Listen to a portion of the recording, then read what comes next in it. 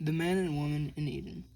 When the Lord God made the earth and the heavens, neither wild plants nor grains were growing on the earth, for the Lord God had not yet sent rainwater to the earth, and there were no people to cultivate the soil. Instead, springs came up from the ground and watered all the land. Then the Lord God formed the man from the dust of the ground. He breathed the breath of life into the man's nostrils, and the man became a living person. Then the Lord God planted a garden in Eden in the east, and there he placed the man he made. The Lord God made all sorts of trees grow up from the ground, trees that were beautiful and that produced delicious fruit. In the middle of the garden, he placed the tree of life and the tree of the knowledge of good and evil.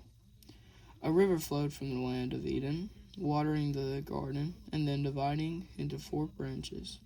The first branch was called Pishon. It flowed around the entire land of Havilah, where gold is found. The gold of that land is exceptionally pure. Aromatic resins and onyx stone are also found here. The second branch is called Gihon. Flowed around the entire land of Cush. The third branch is called Tigris, and it flowed east of the land of Ashur. The fourth branch is called the Euphrates. The Lord God placed the man in the Garden of Eden to tend and watch over it. But the Lord God warned him, "You may freely eat from any fruit of any tree in the garden, except the tree of knowledge of good and evil. If you eat its fruits, you are sure to die." Then the Lord God said, "It is not good for a man to be alone. I will make a helper who is just right for him." So the Lord God formed from the ground all the wild animals and all the birds of the sky. He brought them to the man to see what he would call them. And the man chose a name for each one. He gave the names to all the livestock, all the birds of the sky, and all the wild animals.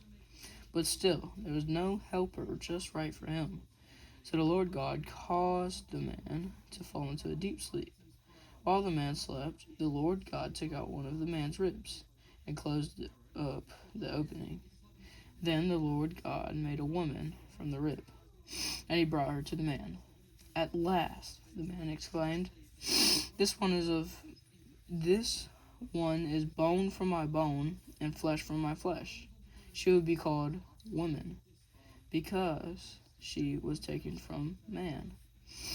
This explains why man leaves his father and mother and is joined to his wife, and the two are united into one. Now the man and his wife were both naked, but they felt no shame.